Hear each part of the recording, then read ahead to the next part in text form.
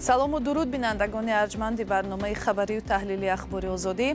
شما را با اتفاق همکارانم در تاجیکستان و پراگ به دیدن آخرین نشر برنامه در سال 2024 دعوت میکنیم تا که از حادثه های تاجیکستان و جهان بخبر نمانید.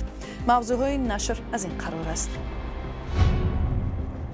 در ناحیه ظفرآباد والدان یک جوان میگویند فرزندشان برای خدمت در ارتش به وطن برگشت ولی بازداشت شد و برای فرار از ارتش متهم شد. بچه را من رای کردم رایم دوستم کار کنند و آن هم قرضای را شد کنند بیاد بیاد شوز ارمی خدمت میکنند میرد و کس کردگیش نیست از ارمی. رهبر کنونی سوریه اصرار می‌ورزد که حکومت نو مثل طالبان در افغانستان تندگران نمی شود و یک حکومت فراگیر از گروه و قوم‌های مختلف بنیاد خواهد شد. دستورخوان ایدانه و نرخ‌های گزنده سال نو، آنهایی که اید را جشن می‌گیرند از نرخ و نوای بازار دوشنبه ناراحت شدند. клубника هم 200 сомон гуфтост. Қоида 1 кило клубника 200 сомон ми. والدان یک جوان در ناحیه ظفرآباد از شکنجه فرزندشان در اداره میلیسا شکایت دارند. نوروز نورزاده با اتهام سرکشی از خدمت حربی بازداشت شده است. این جوان در دوره دعوت به ارتش به خارجه سفر کرده ماه دکبر به خانه برگشته است. او را بازداشت نمودند. پدر و مادرش دعوا دارند که کارمندان شعبه کارهای داخلی ناحیه ظفرآباد یک شب او را عذاب دادند. مقامات گفتند قضیه را تحقیق دارند. ادامه موضوع در گزارش مولا رجب یوسفی و فرزان محمدی. نور کریموف یک ماه باز در بدر مقامات می‌گردد تا به گناه فرزندش نوروز نورزاده را اثبات کند. دادستانی نسبت به او با اتهام سرکشی از خدمت پرونده باز کرده است. کریموف میگوید به سبب قرضداری و ناچاری پسرش را به مهاجرت به روسیه فرستاد. همون من بردن تا شب شنوندم و این کمک گرفته بود من شنوند. بچه‌ت یافته بیار. من گفتم بچه‌م رفت است نیست. اگه میگفت اینجا وای کردم گفتم نوشه اینجا رفتگی نیست جواب میگن کجا بچه‌ت روز کرده است یافته بیار. و من از کجا به ما خودم مستفید آخه. خاص دنیا بودم کردیت در خانه اومده تو باورم کنید 20000 کردیت گرفتیم ما همین طول رصد کردیم زمین به قضا شدم بودیم 4 ساله زمینمون یگان میده آب نیست زمینو پول نیست نالوگ به قضا شدیم زمین به قضا شدیم شرایطی های زندگیمون پس شدمون من گوشتم بچه را من رای کردم رایم دوستم کار کنند و آن هم قضا را شد کنند بیاد بیاد شوز ارمی خدمت میکنند میرد و کس کردگیش نیست از ارمی. شرح رسمی مقامات فعلا دسترس نیست. به نقل پیوندان نوروز نورزاده روز 8 دکبر با خواهش خود به تاجیکستان برگشت و او را در گذرگاه مرزی دستگیر کردند. آنها از قبل پسرشان که حالا در بازداشتگاه است حادثه را چنین نقل کردند. جو همه عدل کپی جایش همه بایبا وای بیگ با از گذرگاه پسرتون بازداشت کردن. ها بازداشت کردن. درست با شعبه کارهای داخلی. داخلی این خوجان آورد. خوجان و ظفرآباد بردن شد. ظفرآباد بردن چه وقت گفتن ما خبر ندادیم گفتن تا سر التکوب کردن شد بچه را. التکوب کردن شدن. آب گفتن آب نداد. تگش به آب زدم من همه عذاب کوای بچه را دادم. وای گناه ندارم نخوای بچه من آخوای ارمی اومدن اگر خدمت کنی نمیخواست اگر نمی اومد. من هم دیده بودم مش رفتم مخی گریف که آچه بسیار لطکوبم کردم شب پیدنم گفت فیتبال باریم این طرف یکتش این طرف میزندم بایش با این طرف میزند. رادیوی آزادی در این باره به دفتر مطبوعاتی وزارت کارهای داخلی تاجیکستان مراجعت کرد. نمایندگان این نهاد گفتند مسئله را آموخته سپس شرح می‌دهند. یک نماینده این وزارت با شرط فاش نشدن نام گفت بعضی از والدان می‌خواهند با دعوای شکنجه پسرشان را از جوابگری آزاد کنند. وکیل مدافع نوروز نورزاده به دادستانی ولایت سوغد مراجعت کرده است تا رفتار مأموران میلیسای ناحیه ظفرآباد را تحقیق کند. مراجعات ها پیشنهاد شده بودند سنه 17 دکبر و 23 دکبر. نورزاده شکایت دارد به امین جنبیدنی جوغ و از جانب من هم همچون مایدگر درخواست پیشنهاد کرده شد که از معاینه طبی وابسته به شکایت هایی که دارد گذرانده شود.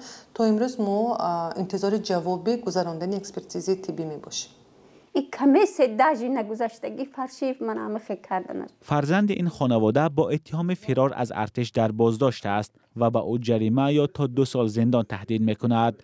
این ساکنان ناحیه ظفرآباد تلاش دارند تا ثابت کنند فرزندشان از خدمت نگریخته است. میگویند یک پسرشان خدمت حربی کرده است. آنها حالا یک طلب دارند. مقصدشون اینا همین خوبه چه میکنی وای زندانی کرده چه میکنی وای بچه یک گونه آدم کشتگیش نه دزدی کردگیش نه یگون وای کردگیش نه وای خدمت با اومد اگر نمی اومد وای نمی اومد اگر وای نمیشد اومد خودش پای خودش اومد بیت خودش کرده یک تینگ گفت از خود کردگی نه خودش من میرم مال دو خدمت کرده میبرم اون قبیله محکمش کرده من هم خدمت خوب کردم. شکایت ها از شکنجه در تاجیکستان سالهای گذشته ثبت شده است. در بعضی موارد کارمندان نهادهای قدرتی برای شکنجه جزا میگیرند اما در حالتهای دیگر کسی مجازات نمی شود. مولا رجب یوسفی، فرزان محمدی، رادیوی آزادی. سقوط حکومت بشار اسد و تغییر قدرت در سوریه یکی از تحولات مهمی بین المللی در سال 2024 گردید. وقتی جنگجویان روز 8 دکبر دمشق را اشغال کردند، حکومت طالبان در افغانستان آنها را تبریک نموده باور داشتند که تحریر شام و گروه‌های همراهش حکومت مستقل اسلامی به مثل طالبان بنیاد می‌کنند. اما با گذشت چند هفته حاکمان اسلامگرای گروه هیئت تحریر شام تلاش دارند از طالبان افغانستان فاصله گیری کنند. این گروه وعده داد که حقوق زنان به تحصیل و کار رعایت می شود و در سوریه حکومت عبارت از نمایندگان مختلف سیاسی و قومی سری کار خواهد آمد. همکارم طاهر سفر برای بررسی این موضوع با ما در استودیو است. طاهر سلام. آیا امیدواری طالبان در سوریه تطبیق شد و چی مانندی یا فرقی بین این دو گروه هست؟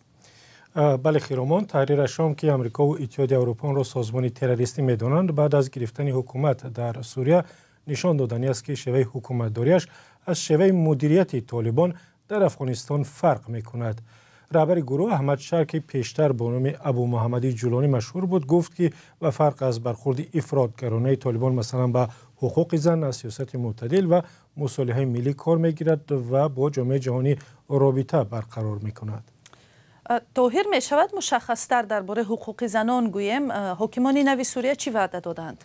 بله خیرامان، احمد شر گفت که حکومت او به زنان امکان می‌دهد تحصیل کنند. به قول وی در شهر ادلیب سوریه که 8 سال تحت نظارت تحریر شام بود 60% دانشجویان دختران و زنان هستند.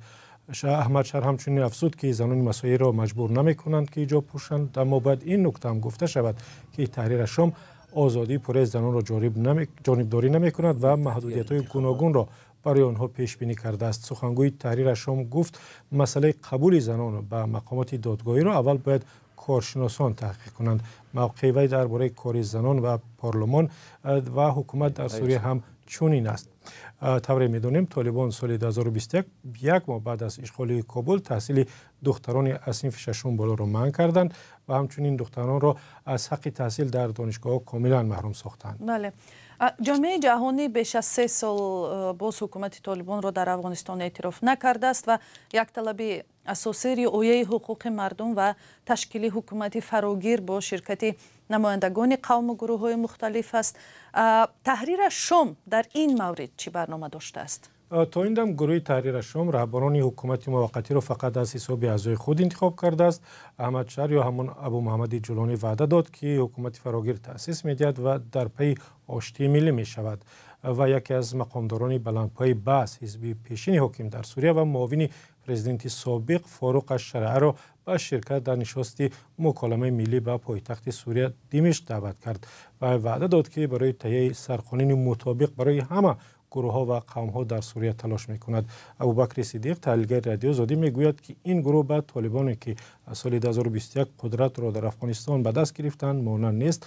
با گفته ابوبکر صدیق حکومت دینی به رهبری ملاهای طالب از افغان‌هایی که طالب نیستند کناره‌گیری می‌کنند و از تهیه سرقانون خودداری می‌نمایند. در هر صورت خیرامان از تحولات در سوریه وقتی زیاد نگذشته است و برای نتیجه گیری هنوز فرصت ضرور است. درست است. تشکر همکارم طاهر سفر بود.